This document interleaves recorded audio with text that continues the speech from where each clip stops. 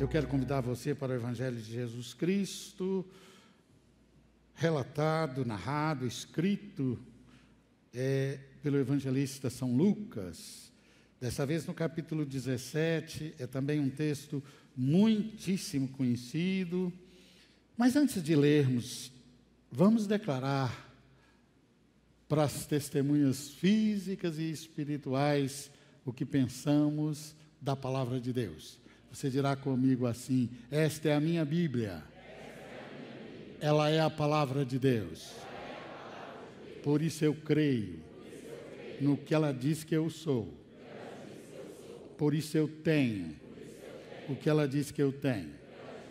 E pela fé, com a ajuda de Deus, eu declaro que ela será o alimento da minha alma, enquanto Deus me conceder a vida.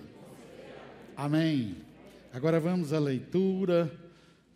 A leitura é o Evangelho de Jesus Cristo, segundo São Lucas, no capítulo 17. Nós leremos do versículo 11 ao versículo 19, onde o evangelista São Lucas, narra um milagre feito pelo Senhor Jesus Cristo. Está escrito assim na eterna palavra do Senhor nosso Deus. E aconteceu que, indo ele a Jerusalém, passou pelo meio de Samaria e da Galiléia. E, entrando numa certa aldeia, saíram-lhe ao encontro 10 homens leprosos, os quais pararam de longe. E levantaram a sua voz, dizendo: Jesus, mestre, tem misericórdia de nós. E ele, vendo-os, disse-lhes: ide e mostrai-vos aos sacerdotes. E aconteceu que, indo eles, ficaram limpos. E um deles, vendo que estava são, voltou glorificando a Deus em alta voz, e caiu aos seus pés, com o rosto em terra, dando-lhe graças, e este era samaritano. E respondendo Jesus, disse: não foram 10 os limpos? E onde estão os 9? Não houve quem voltasse para dar glória a Deus, senão este estrangeiro? E disse-lhe: levanta-te e vai, a tua fé te salvou. Deixa a sua Bíblia aberta aí. Meus amados, a mensagem do Projeto Vida, ela começa no culto de abertura. Nós trouxemos aos irmãos, como carro-chefe, como protagonista, uma das partes do ministério de Elias, e recheado de milagres, e mostramos que o papel da igreja precisava estar inspirado no papel, na ação, na forma com a qual Elias foi despertado e se levantou no meio de uma crise, e o Senhor nosso Deus o honrou, dando a ele autoridade, e ele ficou diante de Deus, porque estava orando. Tiago escreve nos explicando, nos ensinando isso. A chuva ficou ao comando do profeta Elias nos seus dias, nos dias daquela crise. E nós dissemos à igreja que essa era uma das razões de fazermos o Projeto Vida, não obstante as dificuldades que temos de administrar, a questão do distanciamento, das medidas sanitárias e outras coisas que nos impedia de fazer o Projeto Vida, que era a questão de estar orando para que nós pudéssemos também ter autoridade na palavra, no recado, na mensagem de Deus, como Elias teve nos seus dias em meio a uma crise que para Israel era maior do que a nossa. Havia muitas coisas graves no sistema político. O rei desviou-se, casou-se com uma mulher que não era de Israel, dos filhos de Deus.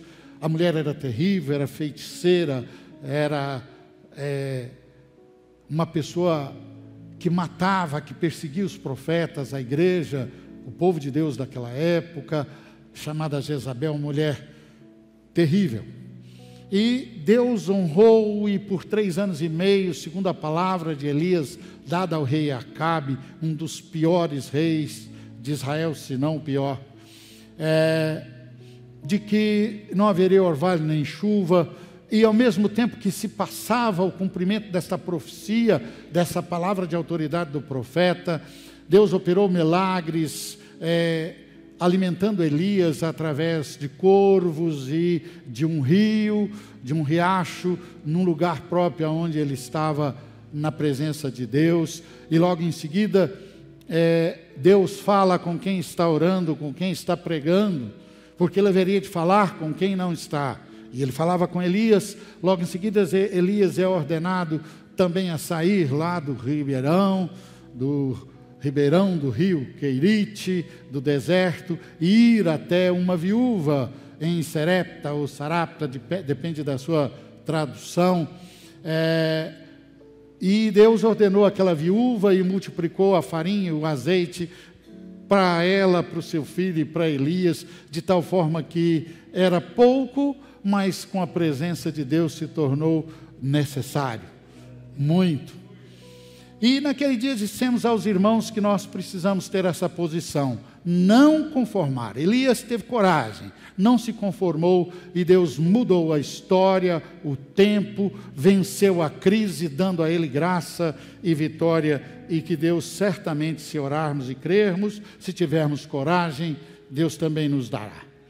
No primeiro elo, nós falamos da necessidade para isto, para sermos os Elias de hoje, que nós tivéssemos livres do pecado em relação a Deus, a comunhão horizontal, vertical, e também livres do pecado, da desarmonia, da discórdia, da falta de liberar e pedir perdão ao irmão, que são coisas que impedem de Deus nos falar, de Deus nos usar e de exercermos o nosso ministério e termos autoridade para falar a palavra de Deus a quem Deus quer falar. Então, quando chegamos no segundo elo, na segunda quinta-feira, terceiro culto, nós vimos mais de perto a necessidade da comunhão horizontal, que é não só reconciliar, mas encontrar tempo de ser útil ao próximo. O crente não pode ser passivo, parado. Se alguém não está em comunhão com Deus, com o próximo, se não está agindo, trabalhando em favor do próximo, essa pessoa não está na presença de Deus. E aí não adianta orar a Deus por milagres, por ação dele, e Deus não vai estar falando, não vai estar se manifestando, não vai estar governando sobre a vida da pessoa que se colocar assim. No terceiro elo, nós falamos sobre a pessoa do Espírito Santo. E dissemos aos irmãos, mostramos na palavra, além do maná que foi direcionado a isso, de que sem o Espírito Santo nós não vamos a lugar algum. E que para ter o Espírito Santo conosco, na nossa vida, habitando em nós, agindo através de nós, precisávamos da comunhão vertical, horizontal, e de ter comunhão com Ele, de ter intimidade com Ele, de ter uma vida de relacionamento com Deus, através da pessoa do Espírito Santo, de darmos a Ele lugar, espaço nas nossas vidas, na nossa agenda, no nosso dia a dia, que o Espírito Santo é nosso companheiro, é nosso ajudador, Ele vai conosco, Ele está em nós, e a obra e a vontade de Deus só será feita por nós, se nós tivermos assim, em comunhão, através da oração e da leitura da palavra e da obediência. Hoje ainda abordaremos esse aspecto, a palavra, a vontade de Deus.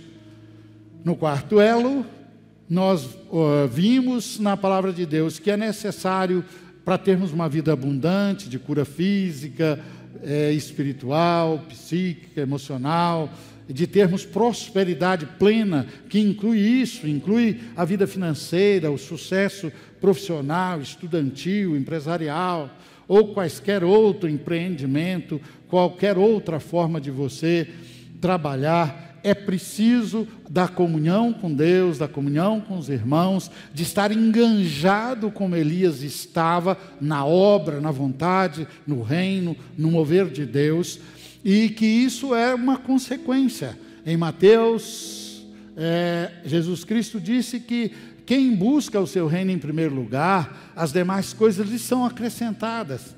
Me lembro de ter citado naquela noite, na nossa meditação, de que as promessas pelas quais buscamos aqui nesse mundo, algumas bênçãos, elas são prometidas em Deuteronômio, no capítulo 28, para os que obedecem à palavra de Deus. E diz lá que essas bênçãos te alcançarão, elas chegarão até você. Você algumas vezes vai se surpreender com elas, desde que esteja fazendo a vontade de Deus. Esse é o melhor curso de economia, ou o melhor resultado de um curso, de um estudo, de um entendimento de economia, que não importa como está a economia, porque o Senhor Deus, sendo o nosso pastor, sendo o nosso guia, estando conosco, se estamos vivendo nele, nós seremos prósperos de forma plena, e a nossa alma, e a nossa saúde, e nossos bens, a nossa vida financeira e de prosperidade irá bem, como a palavra de Deus promete. Amém, queridos? Hoje estamos aqui no quinto elo, precisamos encerrar. O texto nos fala do engajamento do Senhor Jesus na vontade de Deus. Esse tempo do ministério, quando o primeiro versículo aí, versículo 11, diz que ele estava indo para Jerusalém, Jesus já está indo para Jerusalém, ele está no auge do seu ministério público, e ele tinha o costume de, na sua ida para um determinado lugar, no seu planejamento, ele fazia uma viagem missionária.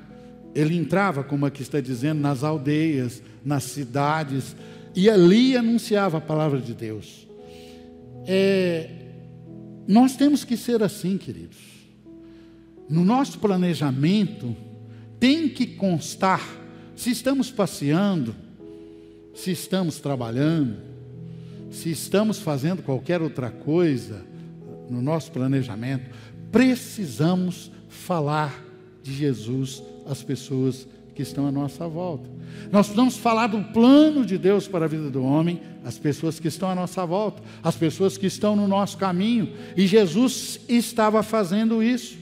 E quando ele entrou, diz o texto, numa aldeia, no seu caminho, para pregar o reino de Deus que chegava ao homem através dele, a Bíblia diz que um grupo de 10 leprosos se apresentou a ele e pediu a ele a bênção, orou a ele, e ele deu a bênção e mandou que eles fossem se apresentar aos sacerdotes, e eles foram, e enquanto iam, 10 leprosos foram curados pelo poder de Deus. O que nós podemos tirar, queridos, para a nossa vida nesse encerramento de Projeto Vida? Primeiro, é preciso estar como estes leprosos se puseram e estavam na rota do Senhor Jesus. É preciso estar aonde Jesus está. É preciso estar enganjado, envolvido, interessado. É preciso saber por onde Jesus passa. Eles foram para aquele lugar, eles nem poderiam ir. Os leprosos tinham que ficar isolados. Eles eram discriminados, eram marginalizados. Mas eles não se importaram com a circunstância. Eles não se importaram, não ficaram assim como vítimas, tendo pena de si mesmos, ou se justificando para não ir e ver Jesus, estar na presença de Jesus, cruzar o caminho de Jesus, aproximar do Senhor Jesus da maneira que eles podiam. Então a primeira coisa que nós precisamos aprender, que não é somente no projeto Vida não, a oração diária, a leitura da palavra, a comunhão com o irmão, seja de quaisquer relacionamento, na família, no trabalho, na igreja, no JEC, a comunhão com os irmãos, ela é necessária para que nós estejamos aonde Jesus está, para que nós estejamos ao alcance de orar e sermos ouvidos, para que nós sejamos vistos pelo Senhor Jesus.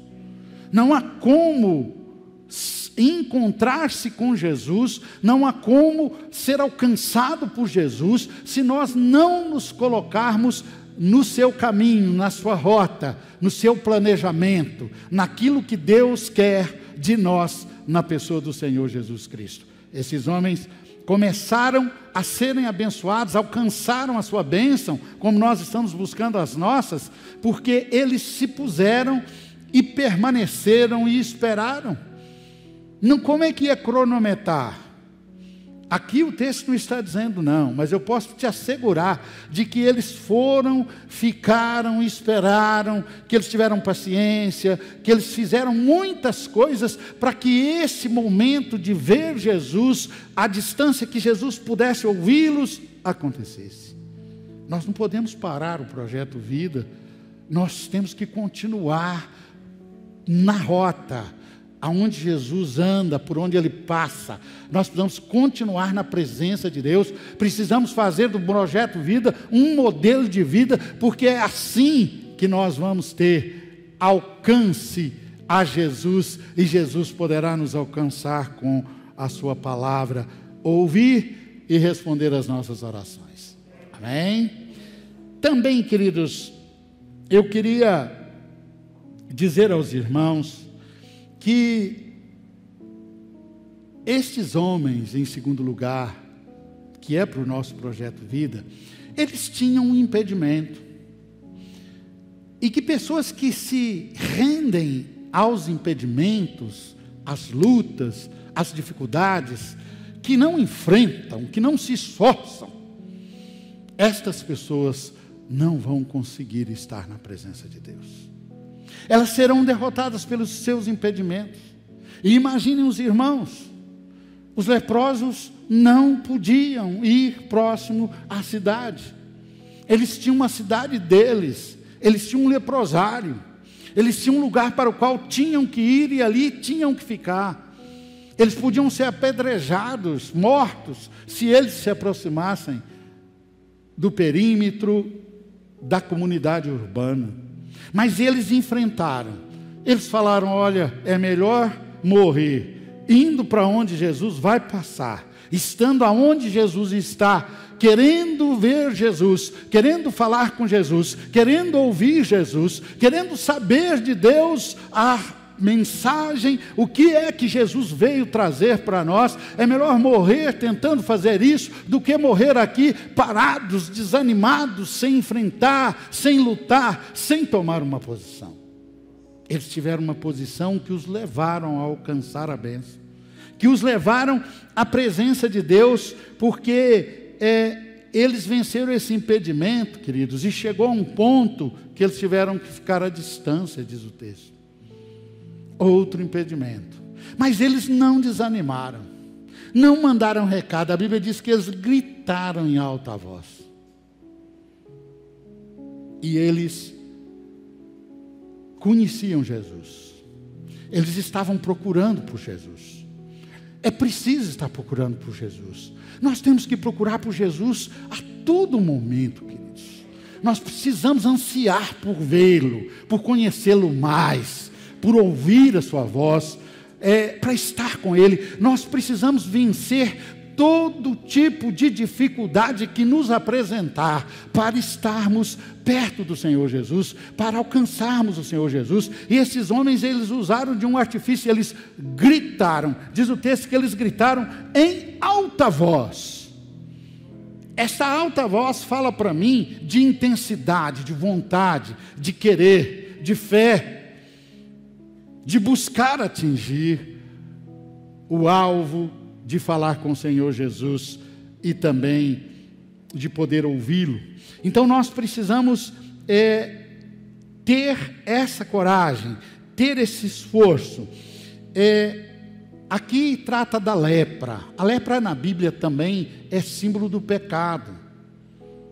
A Bíblia muitas vezes usa a lepra para simbolizar o pecado, a lepra da alma. E nós começamos o nosso projeto Vida no primeiro elo exatamente dizendo que é preciso ser limpo na nossa alma. Muitas vezes nós queremos muito uma bênção para este mundo do agora, para a vida de agora, para a nossa vida material, para a nossa vida social. Nós queremos muitas bênçãos aqui. E na realidade, Deus mandou Jesus, o Evangelho existe, a ação de Deus no mundo é por causa da nossa vida espiritual, é por causa da nossa alma, e Jesus quer em primeiro lugar curar e manter curada, e manter limpa, e manter sadia. A Bíblia diz que os homens ficaram curados, eles alcançaram a bênção, e muitas vezes o que Jesus quer, o que Ele veio fazer, o que Ele quer fazer comigo, com você que está em casa, que está participando desse culto, o que Jesus está bem preocupado, o que Deus está bem preocupado é com a nossa alma, com o nosso estado espiritual. Jesus, o Senhor nosso Deus, o Espírito Santo de Deus, na sua maneira de trabalhar, quer curar, quer limpar a nossa alma, quer que nós sejamos sãos. Isso é muito importante e nós precisamos nos posicionar. A outra coisa que eu quero falar, queridos, é que Deus, Ele entende a nossa oração. A Bíblia diz no livro de Salmos que até as lágrimas nossas Ele recolhe. Quantos de nós já chegamos na presença de Jesus? Esses gritaram, mas quantos só conseguimos chorar? Não foi uma nem duas. Que a hora que vai orar, só vem lágrima. Só que cada vez que eu chorei, o Senhor entendeu minhas lágrimas. Então, queridos, nós precisamos entender que nós precisamos ser objetivos. O pedido deles foi clássico, simples.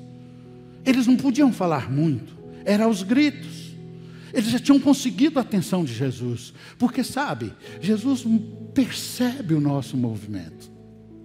Ele percebe a nossa sede. Jesus já sentiu.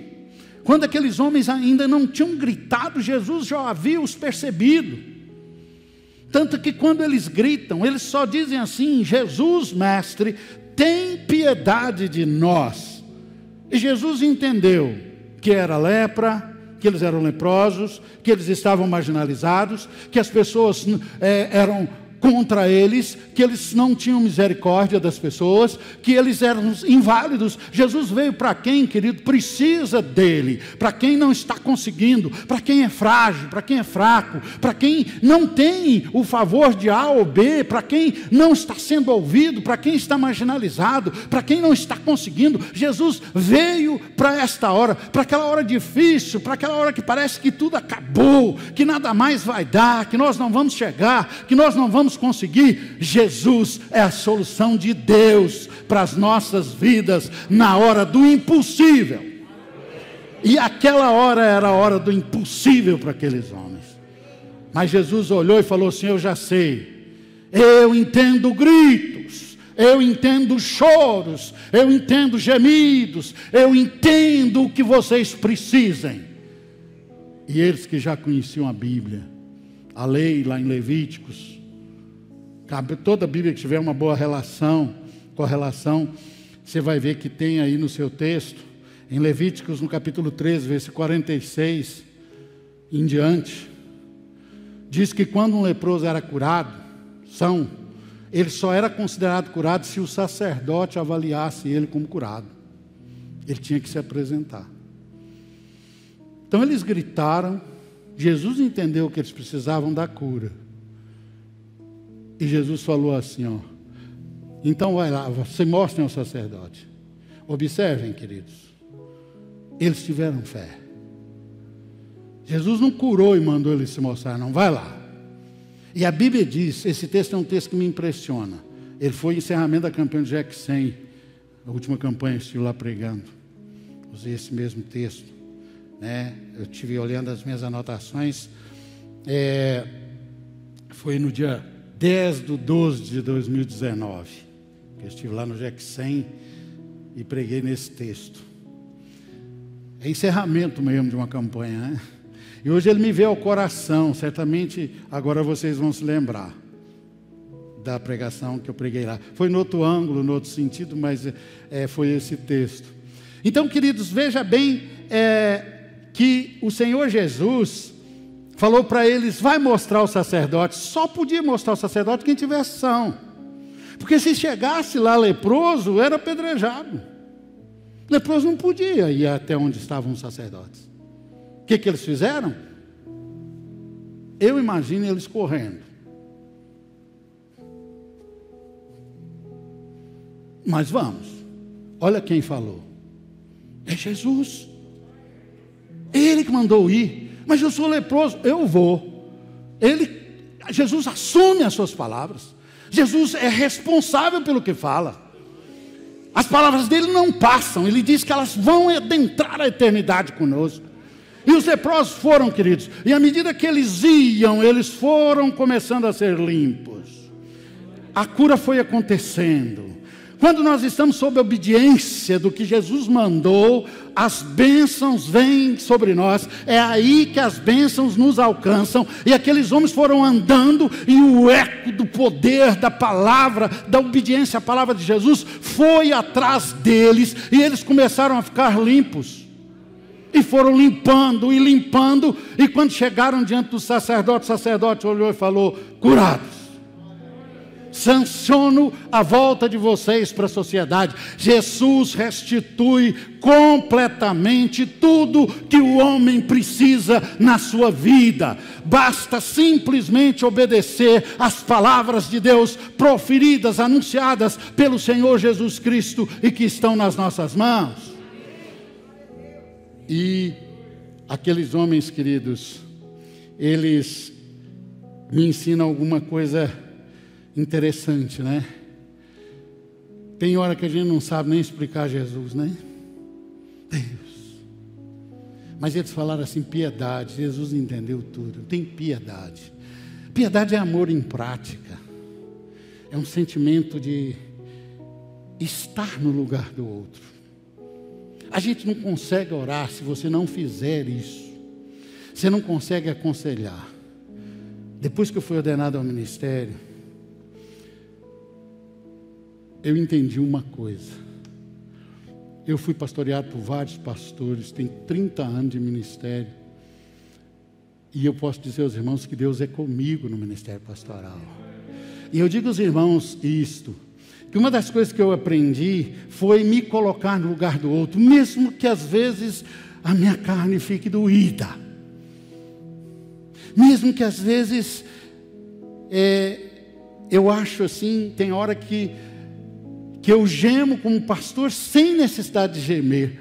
Mas Deus me deu um entendimento de que para pastorear, para amar, para ter comunhão com o irmão, eu preciso às vezes fazer uma troca de lugar, uma introspectiva.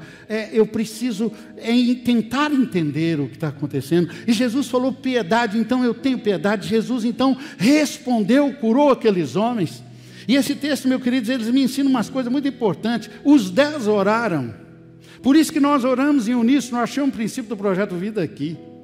Os 10 gritaram. Os 10 receberam a bênção.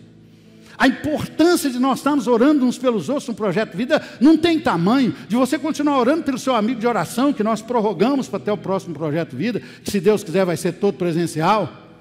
Eu creio nisso. Amém?